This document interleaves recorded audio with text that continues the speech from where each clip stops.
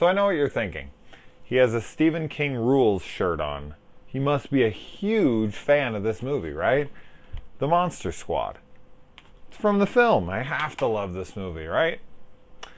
Well, a subscriber sent me this shirt, but because I was reviewing this movie for a subscriber of mine who's now a patron, he requested this film. Chris Gamonsky. So thank you to him for signing up for the Patreon. And he requested this and Disturbing Behavior, which I'll get to Disturbing Behavior very soon. And I know he wanted this for a Monster Monday, but I have the Monster Mondays covered for a while, and I didn't want to put it off for that long. So let's just get to it now, shall we? Now, what I was getting at when I got into this is, oh yeah, I have this shirt. I must be a big fan. No, a subscriber sent it to me, and I like the shirt, and because here we are doing the movie. But I want to point out that I think that this will be a very interesting review because this is not a nostalgia film for me. I only have this copy because my father bought a copy for the house for his kids or something. And I just took it because they never, ever, ever watched it. And I know a lot of people love it. And I'd never seen it until a few years ago. I checked it out finally. And I was whatever on it. And having gone back and rewatched it tonight, I was excited to be like, all right, like I get to come at this review from a completely unbiased perspective. Like somebody who is an adult in 2020 watching this movie. Now, of course, there's going to be all sorts of different opinions you could draw from. Adults that saw this in 1987, kids who saw this in 1987, kids who saw this in the 90s, the 2000s, whatever. But I get to come into it as somebody who did not grow up with it, who is a horror fan, who does like movies like this, but usually with movies like this, there's some nostalgia because it's a kid's horror movie, and our nostalgia always plays a factor. But without my nostalgia playing a factor, I can say the movie is good. I don't love it. I have my issues with it, and I think the biggest issue for me is that the villains of the movie, the monsters, are so underdeveloped and mostly underwhelming. Like Dracula, I mean, is he even memorable? As I said, this is why nostalgia versus unbiased, modern, just watched it opinion, that's why they're going to be so wildly different, because I'm sure growing up on this movie, Dracula and Frankenstein's monster and Wolfman and all that stuff is going to stick out to you, and you're going to be like, what are you talking about? These are great characters. Okay, I'm not going to disagree with your opinion on that, but in my opinion, these villains are horribly underdeveloped. Now, one thing I've noticed, many things that I've noticed, but one of the things I've noticed, when it comes to movies that try to balance multiple characters, take the MCU, for instance, because that's the most successful of modern times that deals with multiple characters. I feel like you can do it with the protagonists. You can do it with the heroes. You can have 40 of them in a movie. I mean, look at Endgame or Infinity War or whatever. You can have tons of main heroes. But when you try to put multiple villains in a movie, things get dodgy, especially when they're like all big villains. You can have tons of tiny villains, like, you know, kind of the grunts, and then there's like a mini boss, almost like a video game, and then you work your way up to like the main boss, which is kind of how like most action movies go. But for some reason, when you try to have like multiple big villains, use Amazing Spider-Man 2, for instance, or the later Batman movies like Batman Forever and Batman and Robin. For some reason, the multiple big name villains all together just don't work. And I haven't really thought of why. I guess because the movie needs to focus on its heroes primarily. Depending, of course. I think why Avengers Infinity War works so well is because they spend so much time on Thanos. Now, that being said, they built up so much to Thanos, and we already knew all the characters, all the heroes, before we got into that movie. If Infinity War was the first movie, would it have worked to be able to spend that much time with Thanos? I don't know. Probably not, because we need to get to know our protagonists. And in this movie, we get to know them fine, because for this, I mean, realistically, let's call it what it is. This is a Goonies, I don't want to say knockoff, but this got greenlit because of the popularity of the Goonies. And there's no doubt about it in my mind. And the characters just aren't as strong for me. That said, that is a nostalgic movie for me. So had I come into the Goonies in 2020 as an adult right now, would I be saying the same thing about that? I don't know. I can't look at it through an unbiased lens. I just can't. I grew up on the movie. I love the movie. I love Mouth. I love Chunk. I love all these characters. But if I really, really try to disconnect myself from my love of the Goonies, I just honestly feel like these are better written characters in the Goonies. That the villains are better portrayed. There's some cool stuff in this movie. There's no doubt about it. You got Sam Winston doing the effects. That said, the Wolfman, I almost wonder if that was a design choice because this was appealing to children and they had to make the monsters look appropriate for children's viewing. Like, they didn't want to make them too scary. They didn't want to make the werewolf look terrifying like an American Werewolf in London or something. They didn't want to make Frankenstein's monster look grotesque. The Mummy, I guess the Mummy just kind of looks like how every mummy looks for the most part. The Creature from the Black Lagoon is the Creature from the Black Lagoon, almost verbatim, and then Dracula is just a dude in a fucking red cloak. So, but the two, like, monsters that they could have really played with in this, I don't know. They just are both kind of kid-friendly versions, which is fine. That's the kind of movie this is.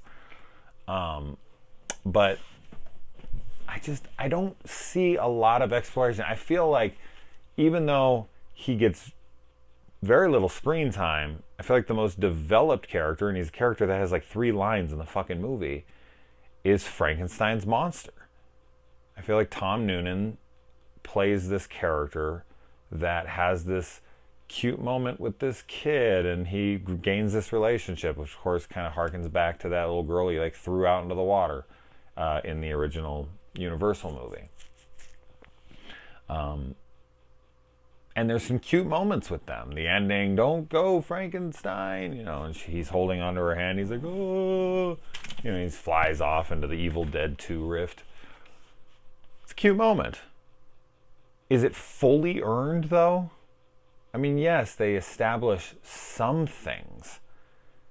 But who are these villains? What are their motives? What are they even doing there? I mean, I get it. They fell out of a plane, and this is where they're at, and this is not... But there's no stakes in this movie to me. Like, I don't see any purpose to things. Like, it's all just kind of coincidental. There's a group of kids called the Monster Squad, and monsters just so happen to land in their town. Now, movies are always filled with conveniences, don't get me wrong. But why? And this is a kid's movie, and I know I'm not supposed to overanalyze things, but to be fair for the review, I'm going to. I feel like there should have just been more to why? Why were they there? Maybe the kids summoned them because they believed in monsters, and so they went and tried to prove they were real and then found out they were real. The fact that they just land in town, and then when they're there, I just don't feel like there's anything, dire going on. Like, yeah, there's some monsters attacking the town, and the kids come together and defeat them before really anything happens. Like, what do the monsters do in this? What does Dracula do in this? Does he even kill a single person? Like, there's very little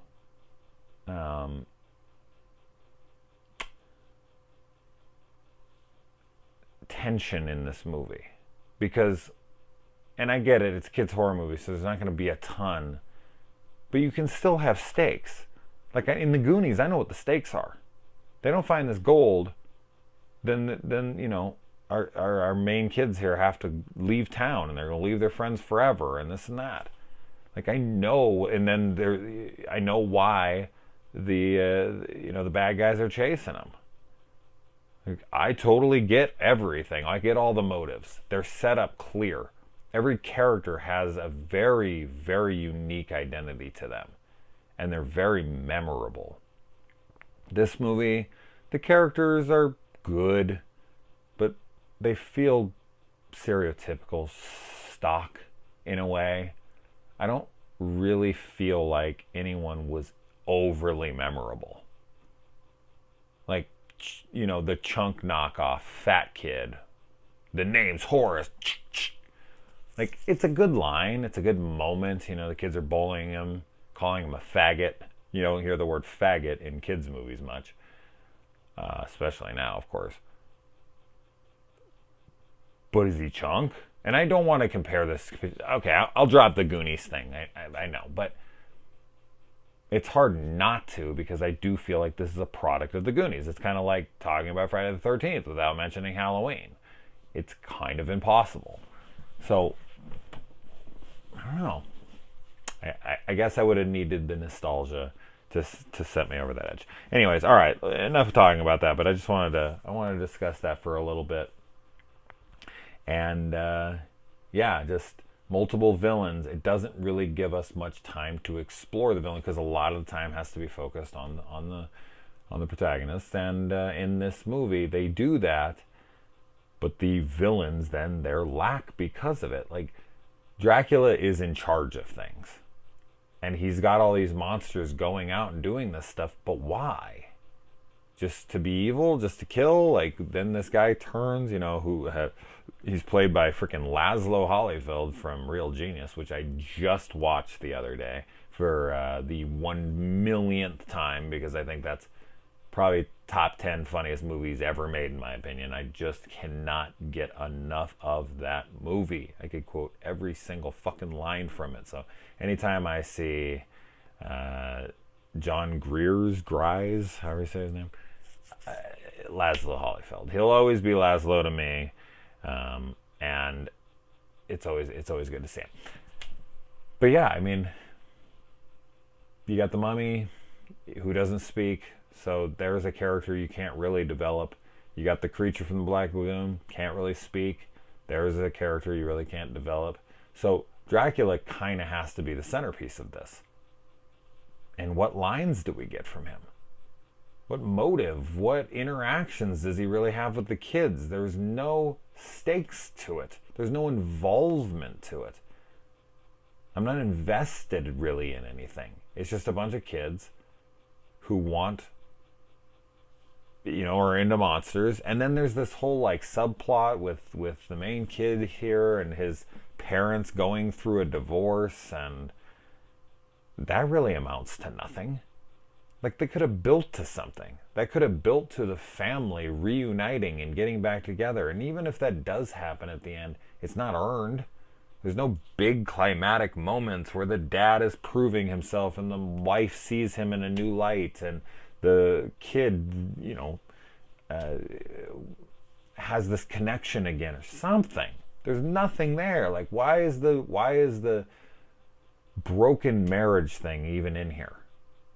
Like, how does that service this film at all? How does that service the characters or the plot at all?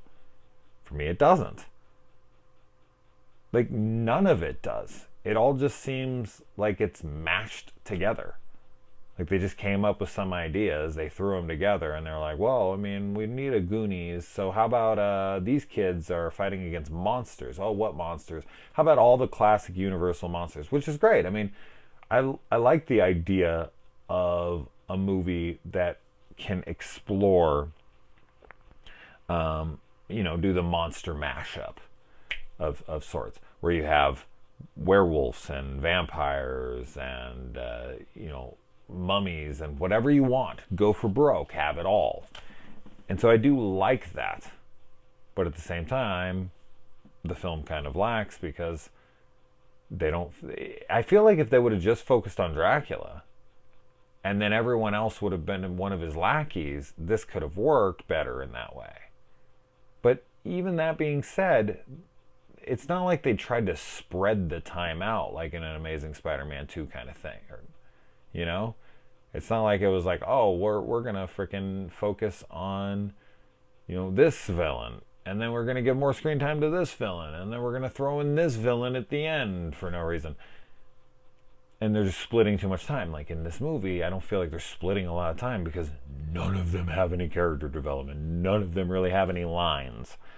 So they're just kind of a looming presence that's supposed to invoke some kind of fear. And the movie's just more focusing on the kids. But shouldn't the kids be more memorable? They're just not. For me. I know the Wolfman's got Nards line is like so popularized and iconic to people, but I hear it. I don't. Would I remember that line if I didn't see that on a shirt? If I didn't know that was a line from the movie that was big, would I remember that line? No, probably not. I don't think for me, it's not a super memorable line. When I heard it, I was like, oh, that's it? That's the line? Okay. I mean, I'm sure maybe if someone said it to me later on, I'd be like, I don't even know if I'd remember what movie it was from.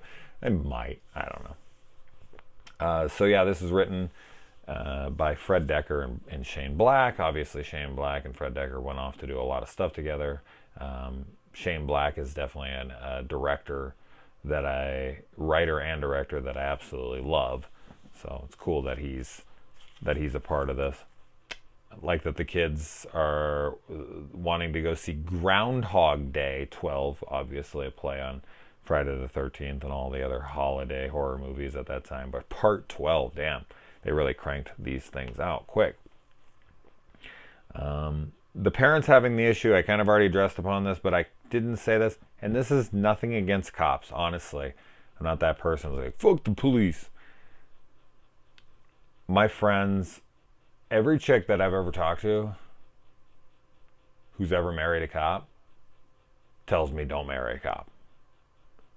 Like every single one. I've known a lot of chicks that have married cops. And it's either because they're really fucking mean and assholes to them and very possessive and angry and abusive and all sorts of shit, or their life is the beat and they just are never home, and then the thought of them dying while they're out, even if they're good guys, is just so overwhelming, and then the stress that they have when they get home and all.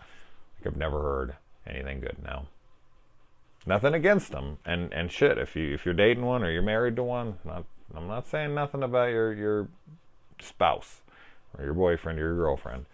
Just saying, this is from my personal experience, all I've ever heard from anyone I've ever known that is dated or married a police officer. So just when I was watching this and they were having this failed marriage and he's a cop, I do feel like almost in every fucking movie we watch that cops are going through a failing marriage because of their job. You ever see that? Like, I've never really thought about that, honestly. But now that I'm really sitting back and just taking this moment and being like, wow, like almost every fucking movie I see where there's a cop involved, they're like going through some divorce or some kind of real tumultuous part of their relationship because of their job. Wow, I can't believe how fucking much that's used. Huh, that's funny. Um, and man, being able to see a drive-in from your house, that's pretty cool. And then he's tuned in to be able to hear the movie, and he just watches it through binoculars. Not the optimal way to watch a movie. Now, kids watching horror movies. So he's up on the roof with his dad, and they're having this buddy-buddy moment, and they're watching Groundhog Day 12, and obviously the kid's seen it a few times because he's like, this is my favorite part. It's just such a different time. 1987. I mean, this is the height of the slasher craze, the horror fanaticism, and VHS and Betamax and all kind of making its way into every household. Kids growing up watching horror movies and just watching slasher movies and these really depraved films. It's just different times. Like if I showed my kids even the weak shit, even stuff what would be considered hard back in our day, like a Texas Chainsaw Massacre or Halloween, which is tame as fuck. There's no gore or anything in it. People would get together a lynch mob for me. Like seriously, I have people who, because I'm a horror fanatic and they know me that way, so they'll pull me aside. They don't do anymore, honestly. But when they first were born, I used to get read the riot act. Like, you better not let your kids watch those movies and this and that, and you're going to fuck them all up and this and that. And I'm like, I guess I'm not the best example, but I'm not a horrible example. I grew up watching horror movies. Every person, I feel like, I've said this on the channel before, but I feel like the one common denominator from all like hardcore horror fanatics like me and my friends that I've made online, because you never meet them in real life, right? I feel like the one common thread we have is that we all started watching them real young. Somewhere between like 4 and 9. Somewhere in that area. We saw them and we gravitated towards them, and they've just been our thing ever since. It's pretty damn rare.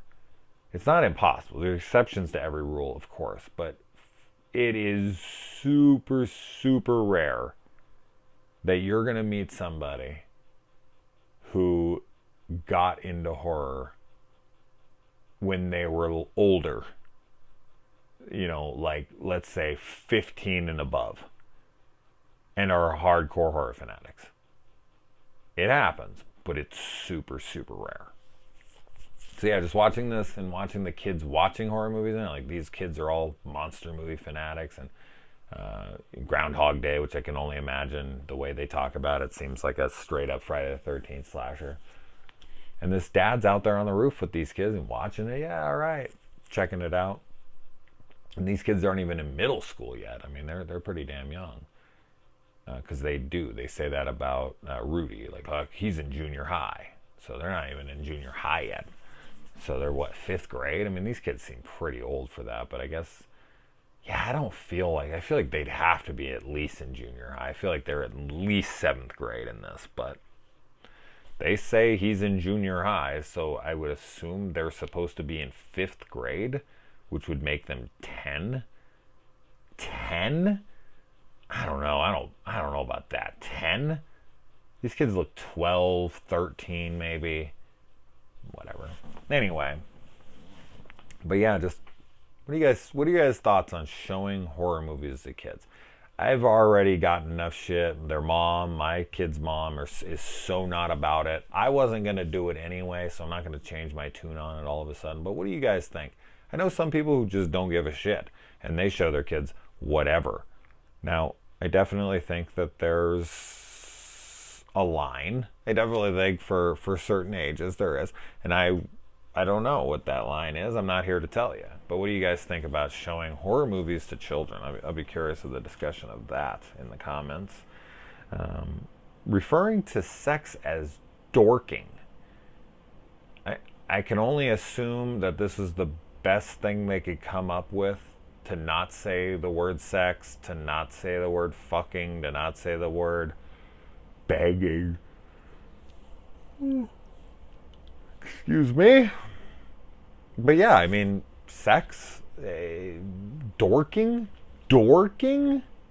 Is this a real term? Is this something that was like used in the 80s? Dorking? Hey, did you guys dork each other? Dorks don't get laid. So what the fuck? Dorking. Has anybody ever used that word? I mean, that hasn't seen this movie for sex? We get the Brides of Dracula in here for a minute, but we never really get to know what happened, how they became, anything like that. They're just there, whatever. And that's kind of a stupid point. So they use the little trap door, and then I'm sitting there thinking, like, why didn't the monsters just come straight down the trap door with them? They were right there. Dracula can even hover and fly right down. So why does it take so long for him to come down? I don't know. But he does. Then he gets the garlic to the face, and they run off. And the sister being a virgin, I guess it has to be a female. Is that what it says in the book? And then the fact that she can kind of read German, so it's kind of meant to be. But of course, I was sitting there like, why didn't you just get the little girl? But then I was like, oh, she has to read. But yeah, did it say female? I don't know, it probably did. But if it didn't, they had a bunch of virgins sitting right there. I like that the parents and other people actually see what's happening instead of in a lot of these movies where the parents are never even in on it.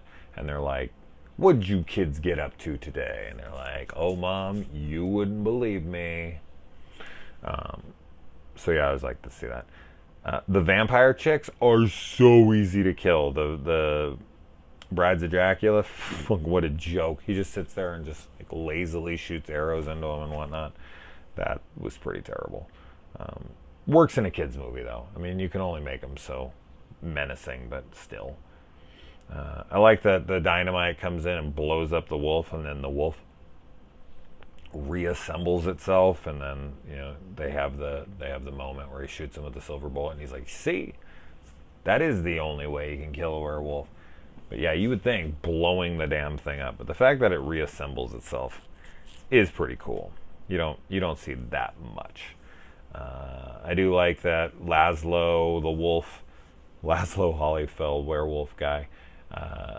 He gets shot and he thanks him as he dies because he's like running in the jail, lock me up, I don't want to hurt anybody, which is a pretty typical werewolf thing to do for anybody who's a werewolf with a conscience. Yeah, I can't stop yawning. I apologize to everybody who's yawning now. And the sister not turning out to actually be a virgin, I think that was pretty freaking funny. The whole like, well, whatever the dude's name was, she said was Steve or something. Well, he doesn't count. I guess she did it up the ass. He saw all that stuff. He said all that shit. And then, of course, Frankenstein's monster comes and helps. I like that part. It's cute, but as I said, earned? I don't know. And then, yeah, the Evil Dead 2 rift opens up. The monsters get sucked in, and you're like, who are those monsters again? What was Dracula? Did he even have a line? I mean, I know he did, but barely. So, yeah, I mean, overall, a fine kids movie that I would probably have not a big qualm showing my children. But overall, I definitely think that this movie needs a ton of nostalgia for it to work for you. But maybe I'm wrong. Maybe one of you guys saw it recently and are like, oh my God, it's my new favorite. That's awesome. That's not how it worked for me. For me, it's, fine. It's good. It's a cute little kids movie of the 80s, but nothing to write home about. Oh, there's a My Pet Monster in this movie too. Always good to see that. Rich Rachel. If you guys ever had a My Pet Monster and break the chains, and I love the My Pet Monster movie, the live action one. I actually own it now. I done some DVD bootleg. I've showed my kids it, and I've watched it probably 5 or 10 times in the last few years, and it is terrible, but I love it. Anyways, it just was great to see a My Pet Monster in this movie filled with other monsters. I think my camera got all crooked. Yeah, so I've been doing a crooked video this whole time because my freaking cord dropped and it pulled the camera down. That's hilarious. I thought it was crooked while I was doing this. crooked ass video and a crooked ass slant on this masterpiece of a film. I'm gonna get hammered in the comments from all the Monster Squad fanatics. You dick. How dare you talk shit about my beloved. You know, honesty's the best policy. Adios.